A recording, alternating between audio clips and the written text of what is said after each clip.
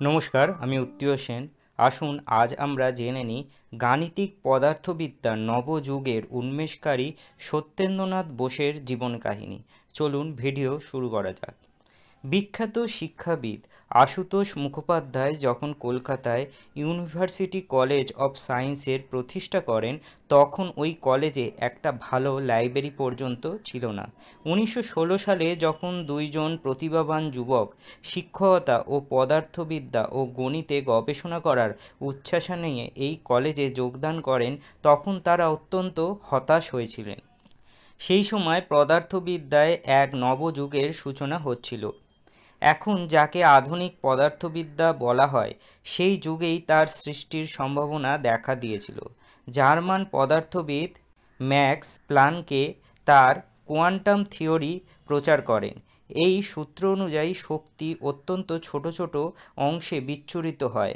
Albert Einstein তার আপেক্ষিকতাবাদও এই সময় প্রচার করেন। পরমাণুর আভ্যন্তরীণ গঠন সম্বন্ধে জ্ঞান অর্জনের দিকে যথেষ্ট অগ্রগতি হয়। যদিও অন্যান্য অধ্যাপকেরা পদার্থবিদ্যার পুরনো চিন্তাধারায় সন্তুষ্ট ছিলেন, কিন্তু এই দুজন বৈজ্ঞানিক পদার্থবিদ্যার নতুন চিন্তাধারায় অগ্রগতির সংবাদ জানার জন্য উদ্গ্রীব থাকতেন। সেই সময় প্রথম মহাযুদ্ধের জন্য নতুন চিন্তাধারা সম্বলিত বই পত্রপত্রিকা আমাদের দেশে খুব একটা এসে পৌঁছতো না। নিরাশ হয়ে তারা এই বিষয় সংক্রান্ত বই খুঁজতে লাগলেন। নিকটবর্তী স্কুলে কলেজে তারা এই বই কিছুই খুঁজে পেলেন না। জার্মান বৈজ্ঞানিক পি.জে. ব্রুহল তখন এই দেশে থাকতেন। তার কাছে পদার্থবিদ্যার নতুন চিন্তাধারা সংক্রান্ত গ্রন্থ পত্রপত্রিকা ছিল, কিন্তু সেগুলি সব জার্মান ভাষায় লেখা। কিন্তু জ্ঞানপিপাসু এই দুইজন বৈজ্ঞানিক নাছোড়বান্দা। তারা অল্প দিনের মধ্যেই জার্মান ভাষা শিখে পদার্থবিদ্যার নতুন সূত্রগুলি নিয়ে নিজেদের মধ্যে তর্ক ও আলোচনা করতে শুরু করে দিলেন। সবচেয়ে আনন্দের কথা হলো যে তারা তখনই ছাত্রদের আপেক্ষিকতাবাদ সম্পর্কে শিক্ষা দিতে শুরু করেন। তখনও পর্যন্ত এই বিষয়টি কোথাও পড়ানো হতো না। 1920 সালে তারাই সর্বপ্রথম আইনস্টাইনের আপেক্ষিকতাবাদ জার্মান থেকে ইংরেজিতে অনুবাদ করেন। এই দুজন বৈজ্ঞানিক হলেন সত্যেন্দ্রনাথ বোস ও মেঘনাদ সাহা। কিছুদিন তারা একসঙ্গে গবেষণা করেছিলেন। পরে মেঘনাদ সাহা বিদেশে ও সত্যেন্দ্রনাথ বোস ঢাকা বিশ্ববিদ্যালয়ে চলে যান। এই সময় সত্যেন্দ্রনাথ বোসের জীবন একটা বিরাট মোড় নিল।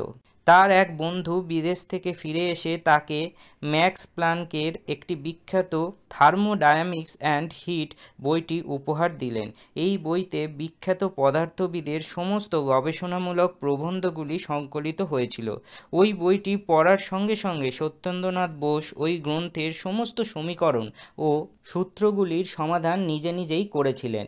কিন্তু এক জায়গায় গিয়ে তিনি ঠেকে গেলেন। প্লাঙ্কে একটি সমীকরণ সমাধান করতে গিয়ে একটি আনুমানিক প্রকল্পের সাহায্য নেন এবং এই সমীকরণটি অ্যাপ্রক্সিমেট সমাধান করেন। সত্যেন্দ্রনাথ বোস নিজে সন্তুষ্ট না হওয়া পর্যন্ত কখনোই কোনো মত গ্রহণ করতেন না। ফলে তিনি ওই সমীকরণ অধিকতর উন্নত উপায় সমাধানের চেষ্টা করতে লাগলেন। এইভাবেই তিনি থিওরিটিক্যাল অর্থাৎ গাণিতিক পদার্থবিদ্যার নবযুগের উন্মেষ করেন। তার বয়স তখন প্রায় 30 বছর। সত্যেন্দ্রনাথ বোস তার 4 পাতার একটি গবেষণামূলক পুস্তিকা তৈরি করেন, একটি ভারতীয় এবং কয়েকটি বিদেশি পত্রিকায় পাঠান। তারা প্রত্যেকেই এটিকে খারিজ করে দিয়েছিলেন। আসল কথা, ভারতের মতো দেশের একটি অখ্যাত বিশ্ববিদ্যালয়ে এই ধরনের একটি বৈপ্লবিক চিন্তার সৃষ্টি হচ্ছে, এই কথা তখন কেউই মানতে পারছিলেন না। অবশেষে 1924 সালে মরিয়া হয়ে সত্যেন্দ্রনাথ বোস তার প্রবন্ধটি অ্যালবার্ট আইনস্টাইনকে পাঠান। সত্যেন্দ্রনাথ বোস তার প্রবন্ধটিতে এক দুঃসাহসিক ধারণার অবতারণা করেছিলেন। আইনস্টাইন সেটি পড়ে এত বেশি প্রভাবিত হয়েছিলেন যে তৎক্ষণাৎ সেটি জার্মান ভাষায় অনুবাদ করেন এবং একটি জার্মান পত্রিকায় প্রকাশ করান এবং বলেন এই লেখাটি বিজ্ঞান জগতের অগ্রগতির পথে একটি গুরুত্বপূর্ণ পদক্ষেপ। নতুন ধরনের পরিসংখ্যান বিদ্যার ক্ষেত্রে সত্যেন্দ্রনাথ বোসের এই প্রবন্ধটি বিরাট অবদান রয়েছে। তেজস্ক্রিয়তার ধর্ম ব্যাখ্যা করার জন্য তিনি যে পরিসংখ্যান পদ্ধতি আবিষ্কার করেন তা বোসন নামে পরিচিত। এইভাবেই তার নাম বিজ্ঞানের সঙ্গে অঙ্গাঙ্গিভাবে জড়িয়ে যায়। 1894 সালের 1 জানুয়ারি সত্যেন্দ্রনাথ বোসের জন্ম হয়। ছেলেবেলায় যখন তিনি স্কুলে যেতেন তখন থেকেই বোঝা যেত যে তিনি অঙ্কে এক পণ্ডিত ব্যক্তি হবেন। তিনি অঙ্কের সমাধান এত দক্ষতার সাথে সম্পন্ন করতেন যে শিক্ষকরা তাকে মাঝে মাঝে 100-এ 110 নম্বর দিতেন। তার জটিল প্রশ্নের জন্য শিক্ষকরা সব সময় ভীত হয়ে থাকতেন। আন্তর্জাতিক সম্মান পেতে তার বহু দেরি হয়েছিল। তার গুরুত্বপূর্ণ আবিষ্কারের প্রায় 34 বছর পরে তিনি রয়্যাল সোসাইটির সদস্য নির্বাচিত হন।